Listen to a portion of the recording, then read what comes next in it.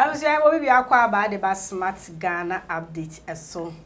Said I watching a query yet need Monday said yes we say. Vim no was so as I say weekend in I quite not if ya kwaji akome any answer so abishia. Midi ye the adwa champoma.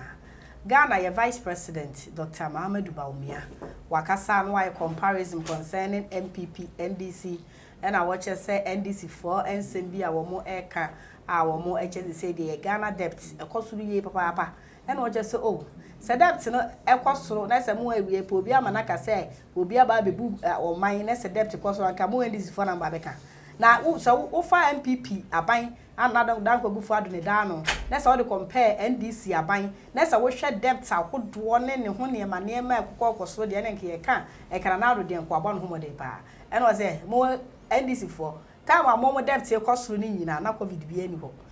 MPP aban ba e covid a wa be sinse ewiemu ne na mframa mu ne na mamanfo aso no mu hunu na so ni nyina achi no economy no omatumi achi na gina ho yenko na egoti ye mampanyin abedi achire Dr. Bawumia yeba na chese de ko twetwe na edi wo no atwaso. When the NDC was in government, well, way before they took us to HIPIC, remember the HIPIC period,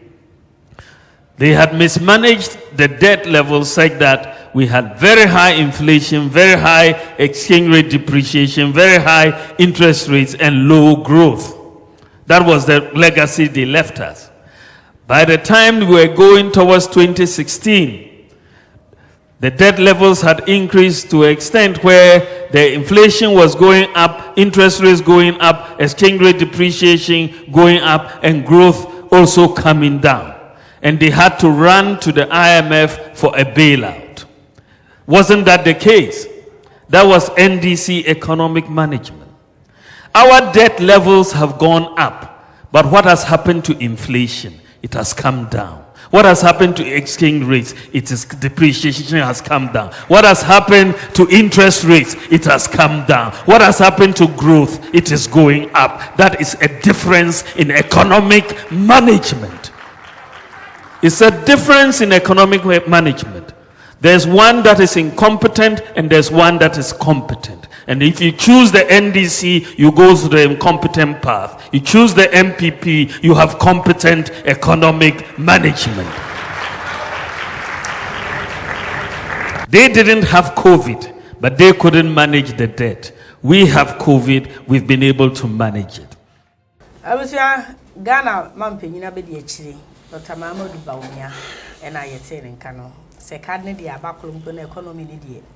o ma chine gina we say reche o de ya adwen se economy ya yi na etitimu ma panyina be de achi o ma che no ana se economy na America na etu ada do adwen kire aba na ye meni aba se ye ma panyini abedi achi kasa no tie ni ye me tie pa o che se economy no o ma chine gina ho okay even COVID bring COVID kola mpo ebetwintwa ma na emu no motumi achine gina motumi achine gina ba NDC fo no COVID bia mebom bibia mebom enso mo ye yiram motumi adede wonjana kra kwa IMF ho sa emo ensema ya mampani abedi achire ade pa ade na wanso so na pe ho efe asa wase Bruce Lee we comedy se nso no sia na nti na tie Bruce Lee ane nse ali fo no Bruce Lee Jelly Wale mo abusuafo asese bi akraba ya neje ya mampani nye waso waka na waka na nsa so ya politician okay and osanso gina the political members and the political party members and one wouldn't expect anything less than and more than the okayi is say sebe si hu srebo na sreche no ndo hu nkofo si de e wose otumi e ka ne ma part na ye na mbom yese wa no hu na sre papa ben e na betumi asre ma na ye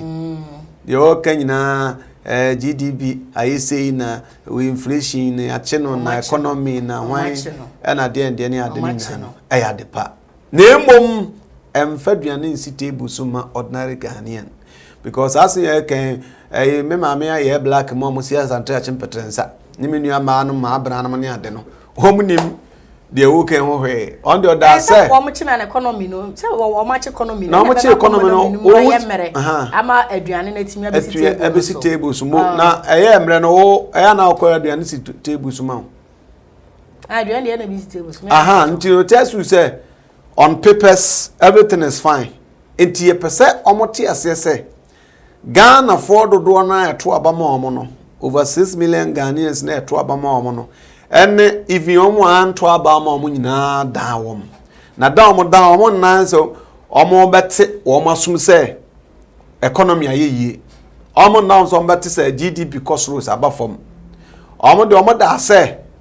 was run up obinya the daily bread obinya nanu aduane adi because economy yeye ayebrofo akese tienie GDP say cost rose abafom ayebrofo akese de Ghana ni ordinary Ghanaian epe ene say obeso anapa obinya aduane adi people are complaining for crying out loud edrumre o say kan okreche nipa so what they na say ebi omono they may not see how difficult the system has become and until now see you kind of correct because Bible kwase for doctorate unua na say man panin o he say do no o kaje ho it tells you the economy is stable it tells you without the COVID we have been able to bra in somebody obabo your baby outside gentility home cry abonte wakotena abonsem sasa mampania ba de chie na yakasa no to abonsem bra obafi yedin easy papa bi os easy amni adenti economy na yi a omo reflect on ordinary Ghanaian people's life yebotom yedidiem ane ade nyinada omo ye dan say yebeka kire obi akwa bi nyum di crime say you don't need to be told and so catch me I have to see it should be visible for me to see say the mampani eken GDP ayeye hwan ayeye nyina no ayade a mahun sunso nti me feel it I should feel it I shouldn't be told say catch say say obey a obey this catch me say obawe ne ho ofe pa ansa na mahu say ne ho ofe tabi me ana me de mani kosua which is kraba ye ho ofe and so catch say mami we ne ho fe no me wani me want smelling what is coming from the economy. Mami tasting what mami tasting what is the economy is providing. Okay. And yeah, I don't need they can. They have more work to do. I don't just say NDC for, and I just say so my moon is an man or just who they be. Say say can say a comparison there. I just say MPP amenu kuno a far better than NDC. Anya yenti na Yesu baye. Apratiti enti no nam na adwuma ne se nya se no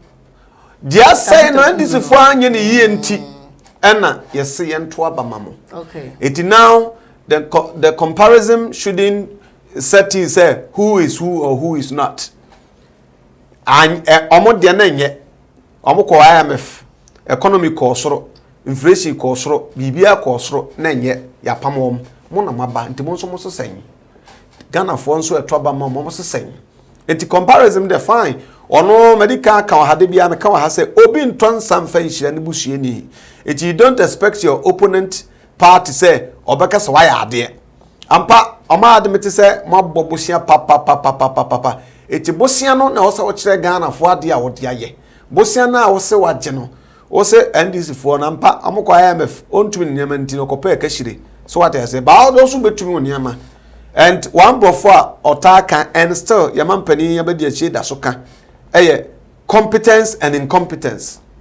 omo hu say omo ye competent na NDC for twem no omo ye incompetent and omo ye competent there let's Ghanaians see how competent you are and so ka kire me ekoyi amehu yes, me were on Kofi amode amoso.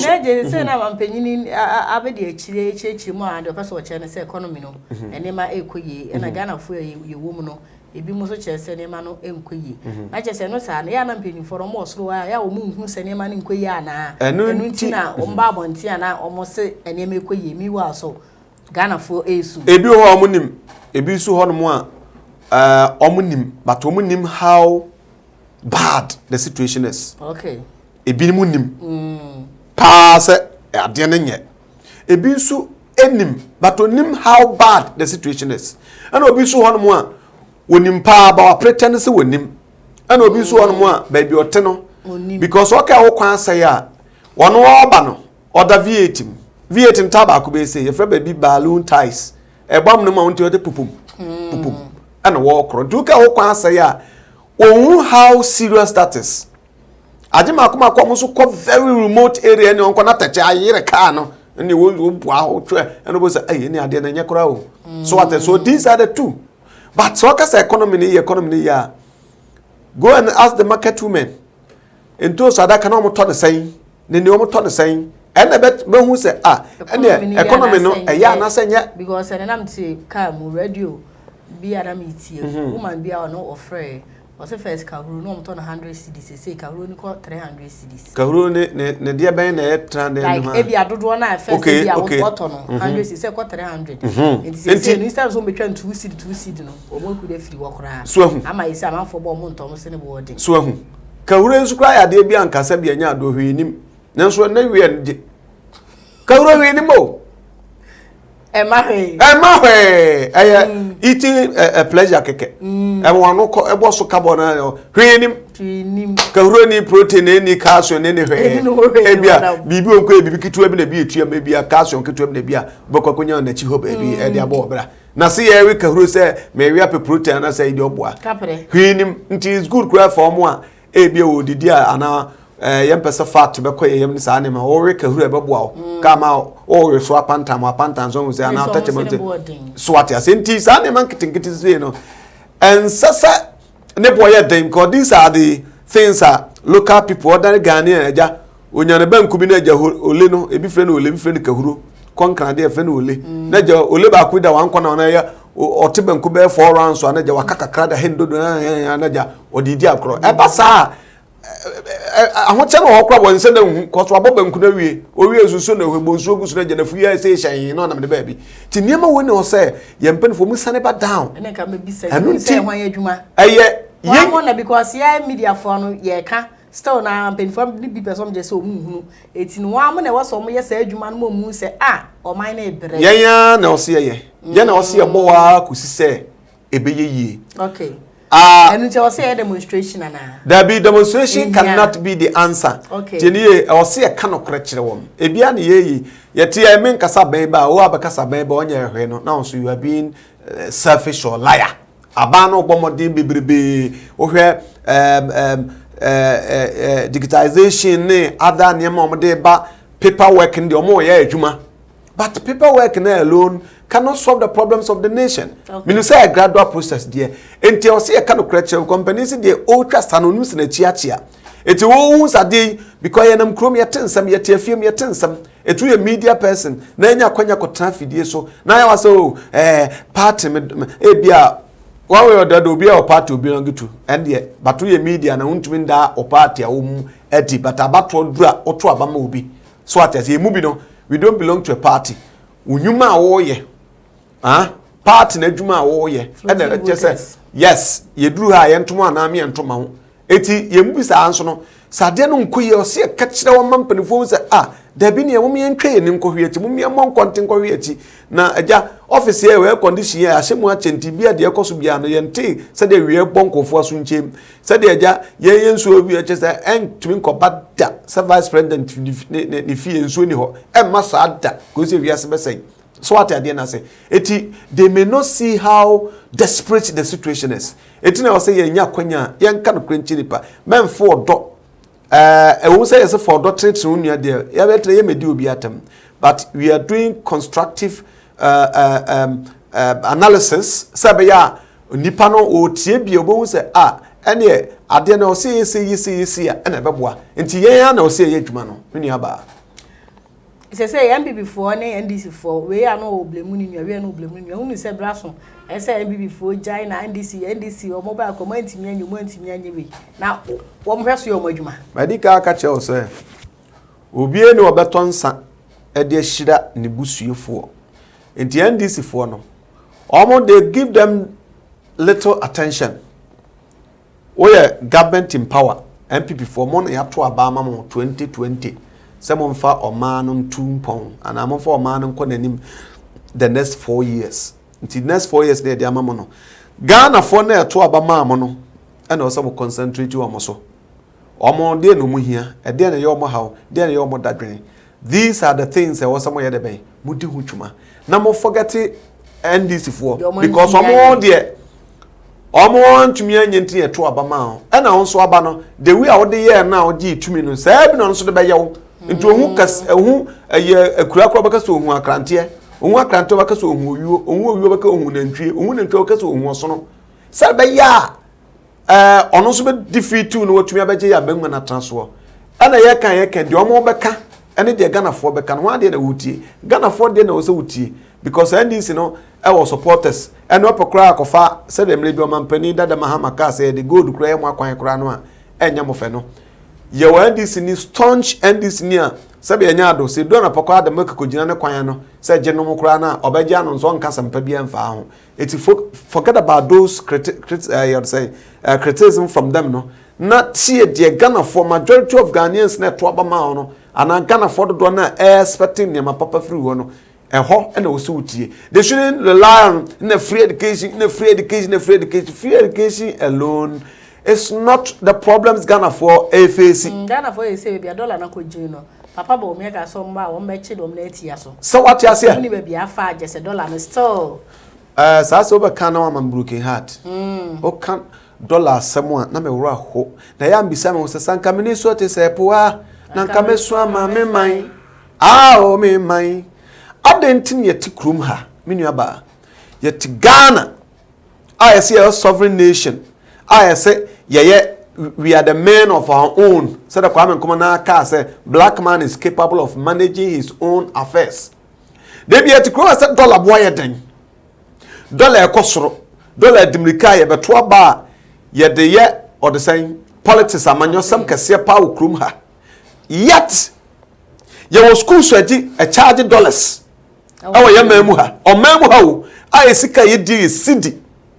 nanso your hotels a charge dollars your schools a charge dollars your so many nyama bebe even you cry Black Star for ko bola they charge in dollars na better dollar na bo nkosoro yes any na account bi na dollar na release range na in account because yet kronum na ya kanfo bi sika minusa dollar akoya no ho kind of universal currency and they won't me and dispute you but ukromu nyama de ensa so ukromu nyama you charge in dollars na moto hwe why do we stand aside and look some say it's just part of it we got to fulfill the promise Kwame Nkrumah sam no kind what are we doing to it black man is capable of managing his own affairs no what are we doing to it enti yetikroma na sankofo charge dollars na say yewura Bawumia vice president of Republic of Ghana okay tell so obe arrest dollar no the key na come IGP minimum which of the IG because upon bueno abese ko say yewura yi na ho so what I say dan pare na ho ti minimum which of the IGP so the key no ma no ana ode be ma no enti these are the things and kamutu dollar na is stable because Mampani Kufuor was able to do it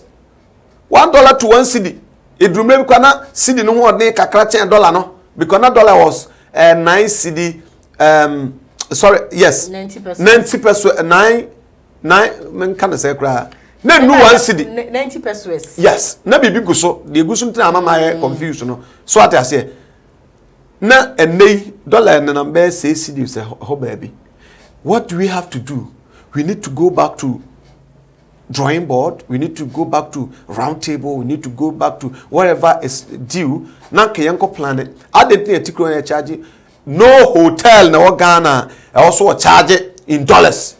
No school na Ghana also a charge in dollars. Togo heya, Togo fia mi woman tia. Togo kokoya, Togo esocha crack a crebio. So they will talk about you know what I'm talking about. So what I say, Togo hey, over kwako fani mo Togo. Ukura US dollar kura obase sa adia ko sefa sana odi duro eti adan na ye de tikrom ha na ye man kofo be kro be kire ne ye wabla say capable e ara ho semenu aba ti sa no kan no man broken heart kura tem ma broken heart ti emfancy NDC a era Bawumia my ade my bi na nso ye say amfo na chene to aso at the same time so no ye say to whom much is given, much is expected. Majority of Ghanaians have voted for you to change their life or to better their life. And it's about Jinana Bakika say, and GDP na is weighing inflation na den.